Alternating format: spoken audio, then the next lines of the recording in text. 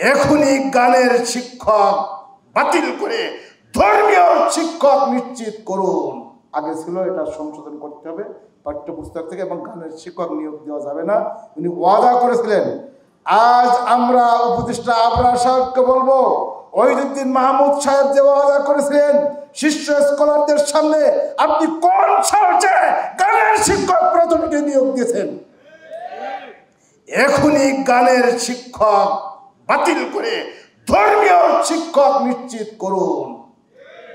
নচেত যেভাবে খাবার দাবার রেখে পালাতে হয়েছিল, আপনি মনে রাখুন, ইতিহাস কাউকে ছাড় দেয় না। গানের শিক্ষক কোন সাহসে পতিত সরকারের, ফ্যাসিস্ট সরকারের সেই সিদ্ধান্তের আলোকে এই গানের শিক্ষক বাংলাদেশের 95% মুসলমানের এই দেশে, যে দেশে আজান শুনে ঘুম ভাঙে, আজান শুনে মানুষ ঘুমাতে, নামাজ পড়ে ঘুমাতে যায়, সেই দেশে প্রায় 95% মুসলমান দেশ, এবং প্রায় 100% ধর্ম বিশ্বাসী লোক। নাস্তিক বলতে নেই বললেই চলে।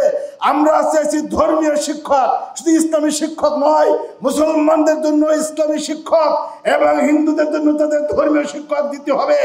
অবশ্যই আজকের জাতীয় সেমিনার থেকে সরকারের কানে যদি পানি না ঢোকে, আপনাকেও অবশ্যই সায়ালামুল্লাযীনা যালামু আইয়ামুন ইয়ানকালিবুন, জালিম স্বৈরাচাররা অচিরেই দেখবে কোন রাস্তা দিয়ে পালিয়ে যেতে হয়।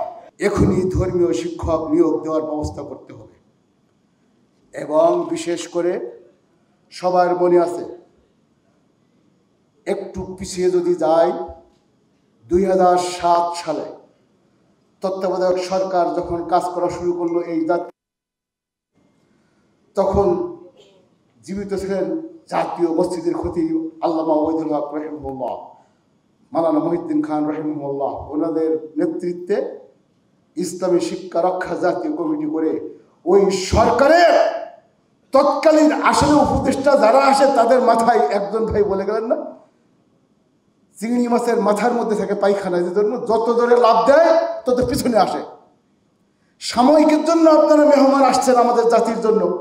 2007 সালে যখন একটা প্রেস ক্লাবের সামনে একটা মানববন্ধন হচ্ছিল, আল্লামা মহিউদ্দিন খান সাহেব সহ, রাশেদা কে চৌধুরী, জানি না এখন জীবিত আছেন কিনা, উনি যখন আলেম ওলামারা হুঙ্কার দিলেন কোরআন বিরোধী এই শিক্ষানীতি, ইসলাম বিরোধী শিক্ষানীতি আমরা সংশোধন চাই, রাশেদা কে চৌধুরী প্রেস ক্লাবের ভিতরে তাদের কি প্রোগ্রাম ছিল, ওখানে যে আমি রাতের টেলিভিশনে দেখি, উনি বলছেন প্রেস ক্লাবের সামনে দেখে হুজুররা ফোঁস করছেন।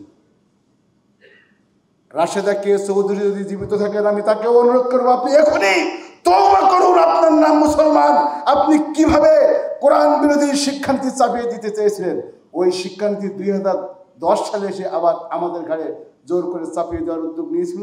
2011 সালে এসে আল্লামা, তখন খতিব ওবায়দুল হক সাহেব ওফাত গ্রহণ করেছিলেন, আল্লামা মহিউদ্দিন খানের নেতৃত্বে তৎকালীন শিক্ষামন্ত্রী যিনি ছিলেন নাহিদ সাহেব, ওনার কাছে যে শিক্ষানীতির যে মৌলিক ত্রুটি বিচ্যুতি